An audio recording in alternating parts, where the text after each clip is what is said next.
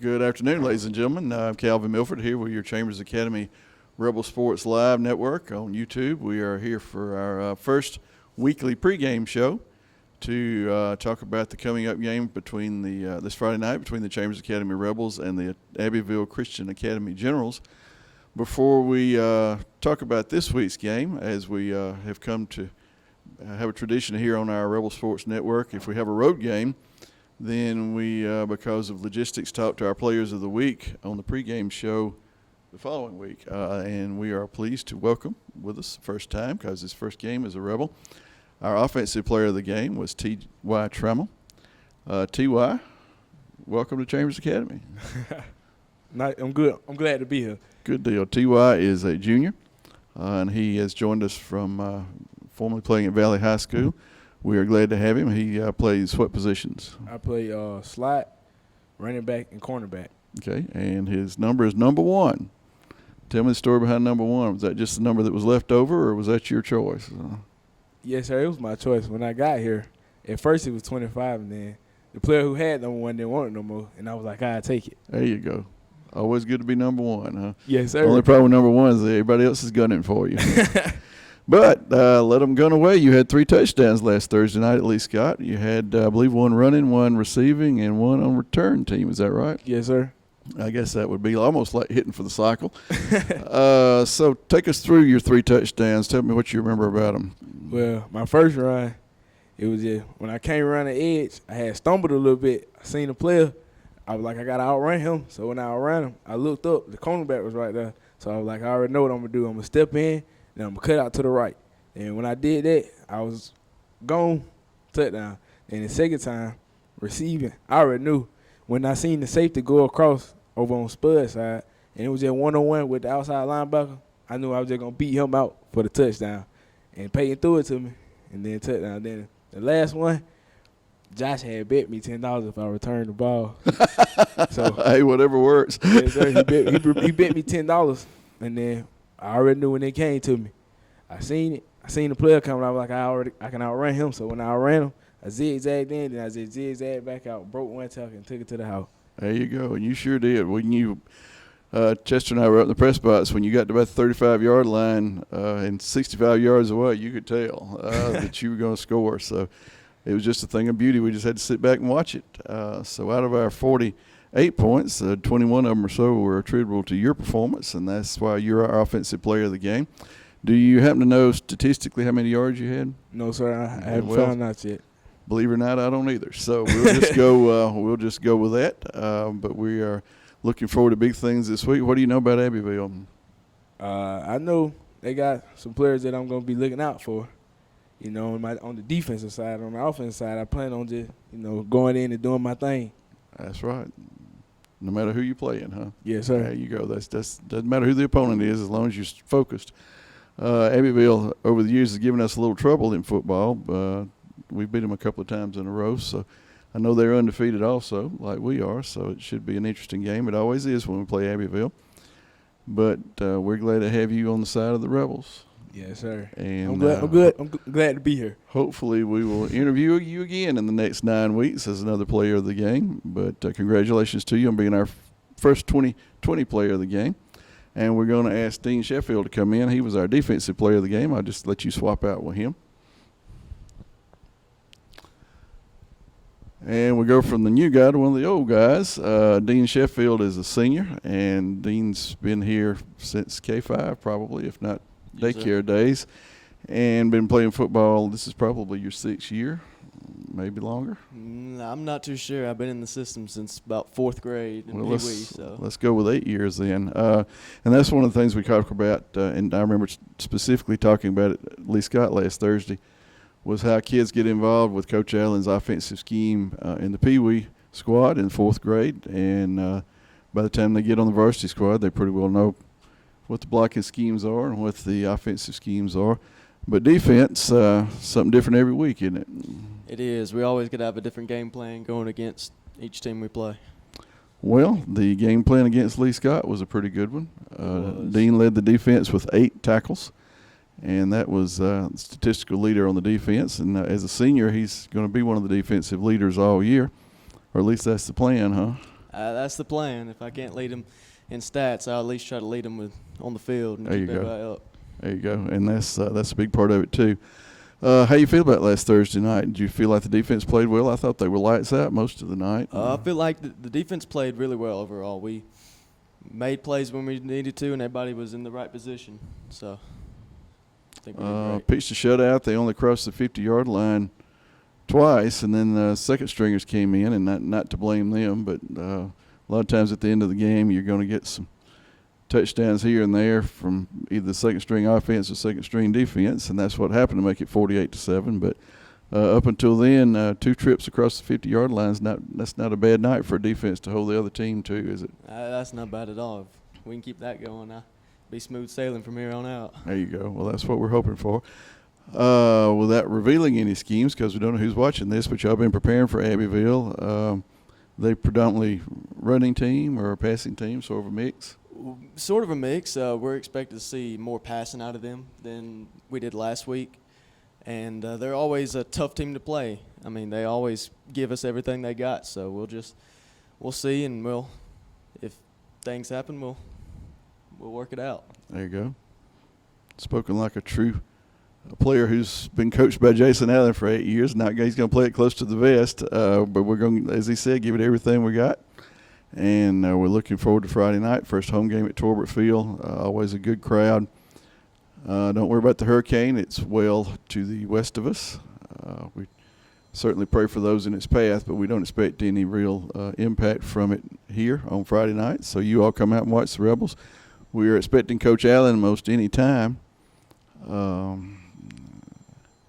So I guess it's up to you and I to tell some jokes or do a little song and dance. What do you think? We can.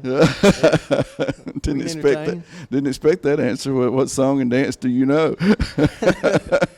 Not any good ones. All right, we're going to take a brief break. I hear Coach Allen on the phone. I think he got a phone call, so we'll be right back. You probably won't even hardly notice the difference, except when we come back on, an older fellow will be sitting right here. And as we promised, we are back with Coach Jason Allen of the Chambers Academy Rebels. Coach, looking back before we look ahead, last Thursday night was a good opener. I was going to look back because this is the kind of thing I'm supposed to know. But you may know, how many years in a row have we won our first game? I don't know. I don't either. I don't know. I know we have the last 5. The only year that I could remember, maybe not, is 2014.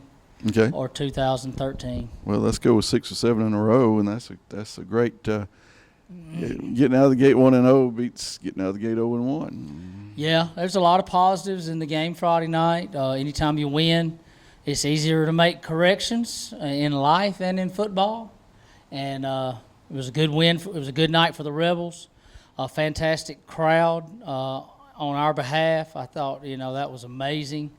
The way that our people support Chambers Academy football. It was our first game. It was our first live bullets. Usually we have a exhibition scrimmage or a jamboree or both where you can fix things and you figure out what's wrong. And we couldn't do that this year, mainly because COVID-19 has really wreaked havoc on a lot of programs. But just really proud to have gotten to play. And got off to a good start. We saw what we did good well and saw what we didn't do well. And so we're going to build from there, and hopefully we'll see some improvement this week. And this week we got what you used to call our old nemesis, Abbeville, but we've been able to sort of level things out with them in the last several years. I think in 25 games, Chambers has won 13, Abbeville's won 12, so it's a very competitive series. They always as we talked to Dean Sheffield before you came in here, they always bring their best game when they play us. Second week in a row, they played a Chambers County team. They played Springwood last week. Yep, they did. We got the film. They played well. They're athletic. They got speed. Of course, they're a spread team. They're going to spread you from sideline to sideline. They're going to throw the ball down the field. They're going to throw the ball out in the flats, and they're going to run the ball at you. They're going to make you defend all parts of the field. And so we got to be up for the challenge, and we got to be ready to go. They always play really hard against us. Yeah, they do. They stayed in 1A, even though we moved up to 2A. They used to be in our region for a number of years. But the rivalry's still there. They're still, believe it or not, a fairly close by school. When you look at the map of the state and the AISA schools, Abbeville is one of the closer ones, I guess, to us, other than especially one that's about our size. Yeah, we've played them. If you go back the last 7 years, I think we've played them 9 times. Right. Because we played them twice, 2 different years. Yeah, played them in the first championship game of this current streak. We played Abbeville. Played them twice that year, and then 2018 we played them. Or played them there and played them here, and they almost sent us home crying in the semifinal game that year. We had beaten them pretty good down there, and took a late interception by C.J. Lyons to hang on. I think we beat them 14-6. They were driving, and C.J. made a diving interception, and we made it to the championship game that year. So it's a good rivalry, Calvin. It really is. Coach Carlisle and I are talking. We've been friends for a long time. The thing I like about it is the kids play really fiercely between the snaps, but there's not a whole lot else besides that. When the game's over, they shake hands and they have mutual respect for each other, which is the way a rivalry should be. Absolutely, absolutely. Well, 2 teams that are 1-0, 2 teams that would, I'm sure, hope to be around at the end of the season. It's kind of interesting when your first 2 opponents play one another, or 2 of your first 3 opponents play one another. So you got plenty of film of everybody to watch. I guess. You got good comparisons. Yeah, for sure. So we're excited about the next game. We're not going to look ahead to the third one until we play the second one. Absolutely. And it's the first home game. I expect a big crowd, and I expect our guys to play well. Players to watch for Abbeville. Jackson Blaylock's been there forever. He's number 3. He's kind of a do-it-all guy for them. Whether they put him in the backfield, they throw it to him, they try to get the ball to him in a lot of different ways. Their quarterback's back. He's talented, number 14. He throws the ball down the field pretty well. And they got some other weapons on the outside. So we know we're gonna have our hands full. We're gonna have to be ready to play. Well, I've said it before. I'll just repeat it tonight. Usually the most improvement I have seen in Coach Jason Allen team is between week 1 and week 2. So I'm not trying to put any extra pressure on you, but that's sort of a Coach Allen tradition, is to make those adjustments and cut out those glitches that happened in week 1. Weren't very many glitches in week 1. A couple of turnovers. Yeah. We had a turnover on an interception, which I was disappointed in, which shouldn't have happened. We did put the ball on the ground one time. But we got on it, which we don't need to have the ball on the ground at all. And then we had a bobble snap or a slip snap on a punt, which was a turnover.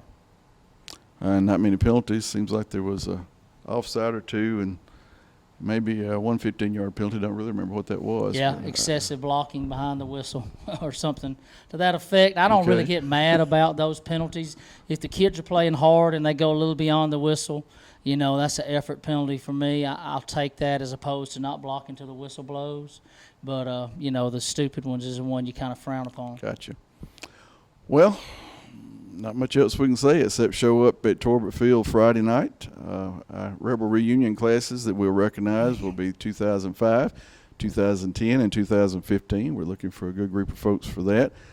Pre-game, we'll honor a couple of players who passed away over the summer or over the time that school was out, and not sure whether we'll be broadcasting that or not. That sort of depends on timing and things of that nature. For those of you that are Rebel fans that might not have known it, one of the Rebel legends from the early days passed away. First one to ever wear number 10, which is worn by the gentleman to my right when he was at Chambers, and then, of course, his son Peyton wears number 10 as well. First one to ever wear number 10 was Richard Heath. Richard passed away on Saturday after a lengthy battle with cancer. Funeral was today. Coach, I understand you were attended. So I was. A neat story about Richard. He officiated our junior high game a year or 2 ago, and he had lost his arm, but he always had a smile on his face, and really upbeat. And it's always fun to see him. And at the end of the game, we lost the game, which we hadn't lost many junior high games over the years, and I felt like we had a call or two that kind of went the wrong way, and I let him know a little bit after the game, and he said, "Oh, Coach, you just got to learn how to lose." I said, "Richard," I don't want to learn how to lose. But we joked about that. He always had a smile on his face, and he's going to be missed. He was a great man, a great ambassador for our school, and I didn't get to see him play, but they say he was one of the best to ever put it on. I remember. I was in the 4th grade. We thought he was Superman. Yeah. And I didn't realize until one of his teammates put on a tribute to him on Facebook that he had his senior year 2,200 yards rushing.